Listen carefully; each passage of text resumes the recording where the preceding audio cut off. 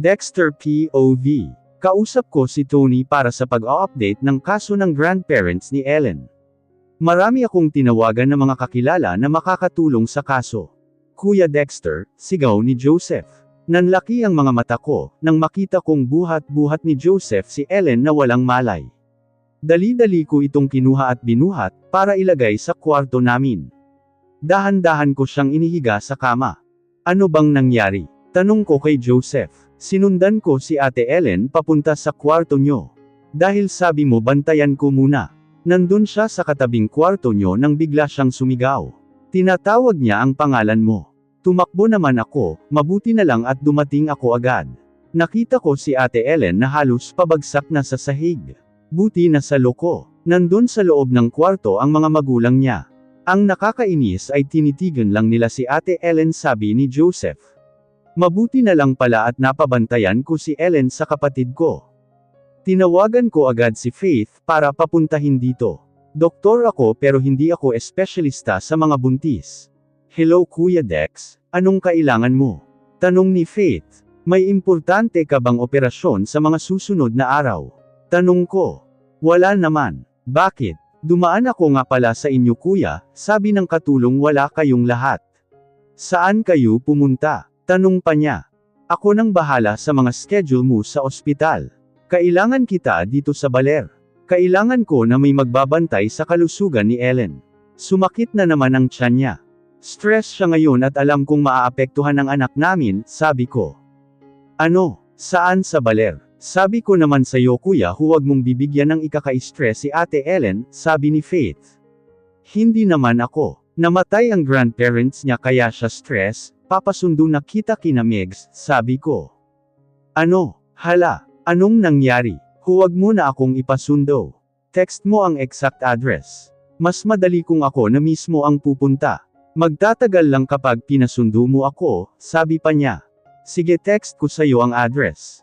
Pagdating mo na lang, dito kita sasabihan ng nangyari, sabi ko. Sige kuya, kukuha lang ako ng mga damit ko, tapos pupunta na ako dyan. Ipainom mo ang gamot na ibinigay ko sa'yo, para kumapit ang bata. Pagkatapos pakalmeen mo siya, mas maiging paliwanag mo sa kanya na naaapektuhan na ang anak niyo para mahimazmasan. Malamang magulo pa ang utak ni Ate Ellen sa ngayon, paliwanag ni Faith. Sige, gagawin ko paggising niya. Salamat, sabi ko. Sige, uuwi muna ako. Kita na lang tayo dyan, sabi niya. Nang matapos na kami mag-usap ni Faith, ay tinawagan ko naman ang mga bodyguard ni Ellen. Kapag kasi ako ang kasama ni Ellen ay pinauuwi ko muna sila sa pamilya nila. Pinapunta ko na rin sila dito, para pag may ganito na namang sitwasyon, nababantayan si Ellen. Papa Dexter, asan si Ellen? May naghahanap kasi ang ibang bisita ng kamag-anak nila, dali-dali namang umalis ang pamilya ni Ellen. Ayoko namang gisingin si Oliver, sabi ni Alex. Alex, kayo na muna ang bahala sa mga bisita.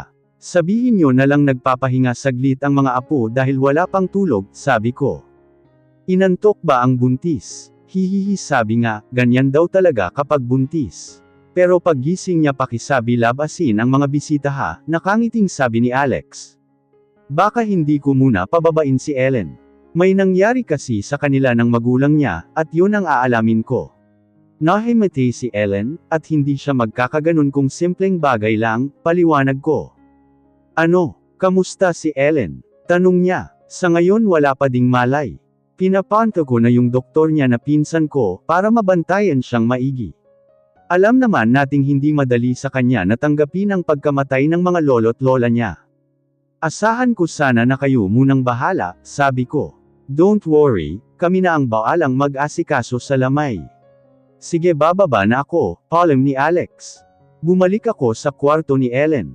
May kausap sa cellphone si Joseph. Naupo ako sa kama sa tabi ni Ellen. Pinagmasdan ko ito at hinaplos ang buhok. Sa tingin ko talaga kuya may pinag-awayan sila ng magulang niya, sabi ni Joseph. Kakatapos lang nitong makipag-usap sa cellphone. Paano mo nasabi? Tanong ko. Hindi ko alam kuya. Pero hindi naman ganon ang magiging reaksyon ni Ate Ellen, na mahihimatay pa kung hindi grabe ang nangyari, sabi pa ni Joseph. Naisip ko din ang mga sinabi ni Joseph. Sa sobrang pagod ko ay nakaidlip pala ako. Napabalikwas ako ng bangon dahil sa pagsigaw ng asawa ko. Hindi, sigaw ni Ellen. Sweetie, calm down. Sweetie, wake up. Malumanay na sabi ko. Dumilat naman si Ellen at tumitig siya sa akin ng matagal, pagkatapos ay bigla na lang siyang umiyak. Niyakap ko siya ng mahigpit. Tahan na sweetie, makakasama sa'yo yan, lalo na sa baby natin, sabi ko. Dexter ampun daw ako, sabi pa nila na may kasalanan daw ang grandparents ko sakin. Kaya pala malayo ang loob nila sakin, dahil ampun ako, sabi ni Ellen habang umiiyak. Yan ba ang sabi ng mga magulang mo? Tanong ko sa kanya. Oo, sagot niya, iyak siya ng iyak. Sumasakit ang puso ko dahil sa nangyayari sa kanya. Nagkatinginan kami ni Joseph. Tama nga kami may nangyaring ang masama. Kalma lang sweetie. Heto uminom ka muna ng gamot. Gamot yan para mas lalong kumapit ang baby natin. Alam kong mahirap pero makikiusap akong huminahon ka. Para kay baby, okay lang ba? Tanong ko sa kanya. Tumango naman siya. Nahiga ulit si Ellen at saka nakatulog ulit. Banilinan ko si Joseph na bantayan, kasi lalabas muna ako. Nagpunta ako sa balcony ng bahay nila Ellen. Nagpahangin muna ako. Hindi ko alam kung gaano na ako katagal sa balcony. Anak, nanggaling ako kay Ellen. Mabuti naman at tulog pa siya. Nasabi sa akin ni Alex ang nangyari. Anak, nahihirapan ka ba? Tanong ni Mama. Tumitig ako kay Mama. Parang walang lalabas na boses sa akin. Anak, pwedeng humingi ng tulong. Nandito lang ako palagi. Kung gusto mong pag-usapan ang nangyayari, ay nandito lang si Mama para makinig, sabi pa niya. Yumuko ako at nagsimula ng tumulo ang luha ko. Natatakot ako. Hindi ko maalam kung paano pa siya pakakalmahin. Alam ko naman na mahirap ang sitwasyon niya ngayon. Madali sa ting sabihin na tumigil na siya sa pag-iyak. Pero alam nating mahirap para sa kanya. Pero nag-aalala ako sa anak namin at sa kanya. Ma, hindi ko gusto ang nararamdaman ko. Gusto kong saktan lahat ang nanakit sa asawa ko. Tapos malalaman niyang ampun siya, panibagong problema na naman. Sinaktan siya ng hindi niya kadugo. Ma, gusto kong ipaghiganti ang asawa ko. Gusto ko lang naman siyang sumaya. Gusto ko siyang mapasaya, pero bakit sunod-sunod ang problema na dumarating sa kanya? Kakayanin niya pa ba? Natatakot ako Mama, malungkot na sabi ko. Anak, magpakatatag ka. Alam ko na mahirap pero ikaw lang ang tanging masasandala ni Ellen sa mga panahong ito. Aalalay lang kaming lahat sa inyo. Hindi kita masisisi sa paghihiganti mo, o makaramdam ka ng sobrang galit, dahil natural lang yan. Ang akin lang huwag sanang aabot sa pagiging masamang tao mo. Ayokong makulong ka, dahil hindi makakabuti sa pamilya mo yun. Sabi ko nga kung kailangan nyo ng suporta, andito lang kaming pamilya nyo, sabi ni Mama habang yakap-yakap ako. Isa pa Mama, naiisip ko lang na kung ampun siya, bakit sinabi ng mga magulang niya na ang grandparents niya ang may kasalanan? Tanong ko. Hindi ko din alam anak. Malamang ang mga magulang lang niya ang makakapagsabi ng pangyayari. Kaya lang sa ugali nilang yun, tingin mo kaya makikipag-cooperate sila? Sabi ni Mama. Malamang hindi po, sabi ko. Sandali lang anak, naalala mo yung daddy ni Stacy. Hindi ba kakilala niya ang pamilya ni Ellen? Naisip ko lang na baka sakaling may alam siya, sige bababa muna ako para gumawa ng pagkaing may sabaw para kay Ellen, sabi ni Mama. Napaisip naman ako sa sinabi ni Mama. Tama siya, nasabi ni Mr. Gomez na kilala niya ang tita ni Ellen. Tinawagan ko si Mr. Gomez dahil may gusto akong makumpirma kung tama ba ang naaalala ko. Hello, who's this? Tanong sa kabilang linya. Mr. Gomez, this is Dexter Delmar. Gusto ko lang po na malaman kung may relasyon o koneksyon kayo sa pamilya ni Ellen. Para kasing nabanggit nyo sa akin na kilala nyo ang tita ni Ellen, sabi ko. Oo kilala ko ang pamilya nila. Kamusta si Ellen? Gusto ko sanang makausap kayo. Kaya lang naging busy ako, sabi ni Mr. Gomez. Tutal kilala nyo ang pamilya niya, gusto ko lang po palem na patay na po ang lolo at lola niya, sabi ko. Kailan pa? Tanong niya. Kagabi lang po, sagot ko. Pupunta ako dyan kaagad. Kamusta si Ellen? Tanong niya. Halata mo ang pag-aalala sa boses niya. Hindi po maganda. Nakakasama sa sitwasyon niya ang lahat ng nangyayari. May isa pa po akong tanong sa inyo. Tunay po bang Gibson ang tita ni Ellen? Tanong ko. Oo naman sagot niya. Kung ganun po, sabi niyo kamukha ni Ellen ang tita niya. E ampun lang po ang papa ni Ellen sabi ng grandparents niya, pero bakit po sila magkamukha ng tita niya? Isa pa po ampun din si Ellen, tanong ko. Ampun. Ampun siya. Sige pupunta agad ako dyan.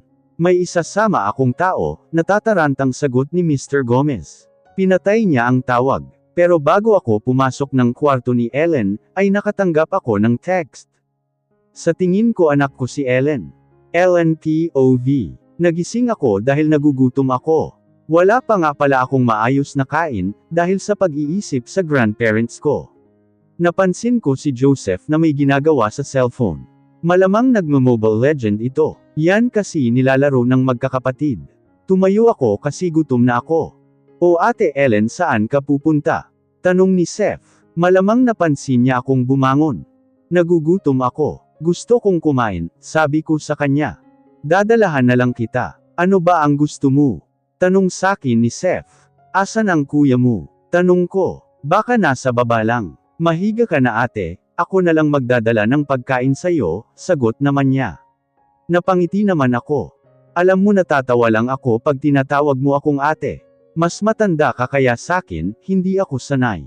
At isa pa ako na lang bababa. Kasi hindi ko din alam ang kakainin ko sabi ko. Siyempre asawa ka ni kuya. Ako din naman hindi ako sanay. Mababatukan ako ni mama, kapag di kita tinawag na ate. Hayaan mo na ngayon masasanay din tayo. Halika na aalalayan na kita, sabi niya. Lumabas kami ng kwarto. Medyo magaan na ang pakiramdam ko kaysa kanina. Nakita namin na papunta si Mama Letty sa balkonahe. Tatawagan ko sana, kaso pinigilan ako ni Seth, at sinenyasan na huwag maingay. Nakita namin na nilapitan ni Mama Letty si Dexter. Anak, nanggaling ako kay Ellen. Mabuti naman at tulog pa siya. Nasabi sakin ni Alex ang nangyari. Anak, nahihirapan ka ba? Tanong ni Mama Letty kay Dexter. Titig na titig lang si Dexter kay Mama Letty. Anak, pwedeng humingi ng tulong. Nandito lang ako, palagi kung gusto mong pag-usapan ang nangyayari, ay nandito lang si Mama para makinig, sabi pa ni Mama. Yumuko si Dexter. Ma, natatakot ako. Hindi ko alam kung paano pa siya pakakalmahin. Alam ko naman na mahirap ang sitwasyon niya ngayon.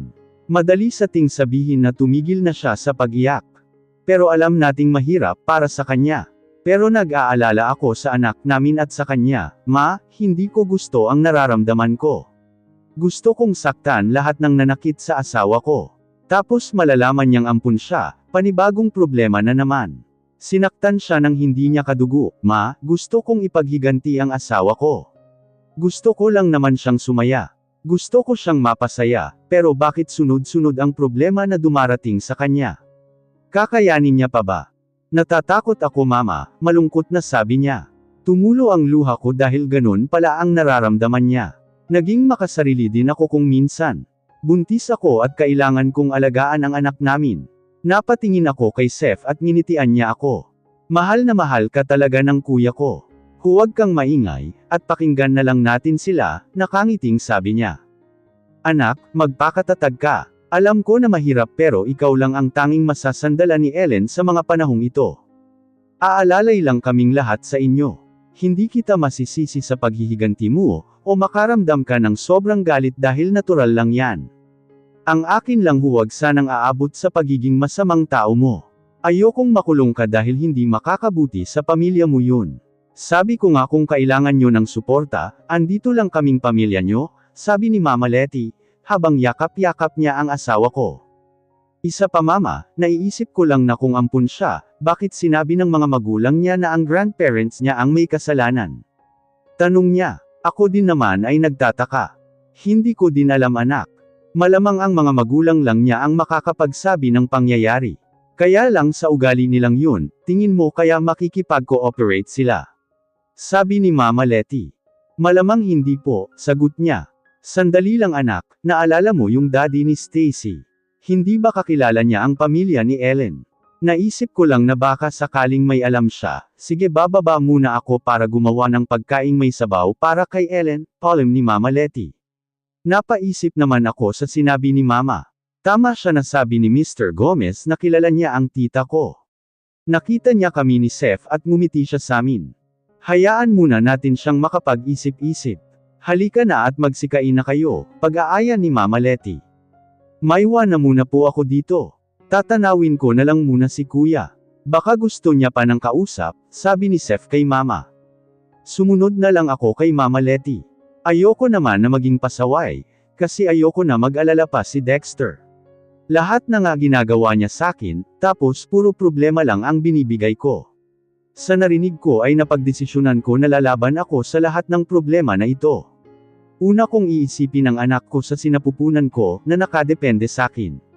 Umupo ako sa kitchen counter, at hinainan ako ni Mama Letty ng pagkain. Pagluluto pa kita ng may sabaw. Sa ngayon okay lang ba na ganyan muna ang kainin mo? Tanong ni Mama. Okay na okay po ito. Salamat po, sabi ko. Sino ba naman ang aayaw sa baked macaroni? Nako, inuna ko kasi ang mga yan, para sa mga bisita nyo na mga makikiramay, paliwanag niya. Ano po? Napasigaw ako sa narinig ko. Hala, ang sosyal naman ng pagkain sa burol nila Grandma. Mama Letty, masyado na pong matrabaho yan. Pwede na po yung biscuits, kape, juice, mga tinapay at mga cornek. Mapapagod po kayo niyan, sabi ko. Nagpapasalamat ako kasi nandyan sila, at natulong sa amin ni Kuya, pero ayoko naman pagurin sila, lalo na si Mama Letty. Naku Ate Ellen, kailan ba nagpaawat si Mama sa kusina? Hayaan mo na siya, masaya yan sa ganyan, lalo na pag nasasarapan ang mga kumakain, sabi ni Migs na kakapasok lang ng kusina. Huwag kayong mag-alala sa gastos, dahil ako ang sasagot sa pagkain dito. Sandali ko palang nakakasama ang lolo at lola mo, pero napalagay ang loob ko, lalo na sa grandma mo. Naaalala ko tuloy ang mga yumao kong magulang. Kaya alam ko kung gaano kasakit ang nararamdaman mo, sabi pa ni Mama Letty. Mama, pengi pa daw po, sabi ni Alex. May dumating pa pong mga bisita, sabi ni Migs. Pasensya na po kayo at nadadamay po kayo sa problema ko. Lalo na po si Dexter, sabi ko. Ano ka ba naman? Pamilya tayo, malalagpasan natin ang mga problema, basta sama-sama at nagtutulungan, sabi pa ni Mama Letty, habang nag-aayos ng mga ilalabas ni Migs na mga pagkain. Lumabas si Migs, dala ang mga pagkain. Lumapit siya sa akin, at hinaplos ang buhok ko. Huwag kang mag-alala anak, malalagpasan din natin ito. Kahit napakaraming problema pa yan, basta buo tayo ay makakayanan natin ito. Ang importante ay ang baby mo. Alagaan mong mabuti, dahil nakadepende pa siya sa iyo. Kapag nag-isip ka ng sobra, ay maaaring maapektuhan ang bata. Lalo na pag nagkasakit ka, ay baka kung ano nang mangyari sa kanya. Nag-aalala ako sa inyong mag-ina. Alam kong masakit, pero lagi mong tatandaan, nandito ako para sa inyo. Aalalayan kita, sabi ni Mama Letty. Hindi ko na naman mapigilan ang maiyak. Napakasaya ko kasi nakakilala ako ng mga tulad nila. Huwag po kayong mag-alala. Simula po ngayon ay aalagaan ko po ang sarili ko, at ang baby po namin. Ayoko na pong makita si Dexter na umiiyak. Huwag nyo na lang pong sabihin na narinig ko ang pinag-usapan nyo kanina, sabi ko at ngumiti si Mama Letty sa akin. Nang matapos akong kumain, ay pumunta na ako sa sala, kung saan nakaburol ang lolo at lola ko. Marami ang dumarating na mga tao. Hinaharap ko ang ibang bisita, at natutuwa ako sa tuwing sinasabi nila na nakatulong ang grandparents ko sa kanila. Magkasabay naman na bumaba sina Dexter, Joseph at Kuya Oliver. Bakit ka bumaba sweetie, kung inaalala mo ang pag-aasikaso kami na ang bahala, sabi ni Dexter. Don't worry sweetie, bumaba ako kasi nagugutom ako. Hindi ko naman alam ang kakainin ko, kaya ako na ang bumaba, sabi ko. Teka lang, iinom lang ako ng tubig. Babalik ako. Ikaw ba gusto mo ng juice? Tanong ni Dexter sakin. Gatas na lang, sabi ko sabay ngiti. Nang makaalis si Dexter, tinanong ko si Seth kung sinabi niya na nakita namin sila ni Mama Letty na nag-uusap. Umiling ito. Mabuti na lang at hindi ito madaldal. Lumipas pa ang ilang oras at dumating naman sina Faith, Kuya Kit at Kuya Ray. Umakyat kami sa kwarto ko, at chinek up naman agad ako ni Faith. Salamat na lang at okay naman ang baby ko. Nilagyan niya ako ng dextrose dahil sa dehydrated daw ako. Nanatili lang ako sa kama ko, at hindi na nagreklamo. Hindi naman ako nabato sa kwarto ko, kasi daldal ng daldal si Faith. Nakakatuwa kasi. Ang saya niyang kasama. Maya-maya ay pumasok si Dexter kasama si Mr. Gomez. Nanlaki ang mata ko nang makita ko ang kasama nila. Ellen, siya nga pala si Daniel Gomez. Ang anak kong lalaki, pakilala ni Mr. Gomez. Natulala at napanganga ako dahil sa nakita ko, nanalamin ba ako?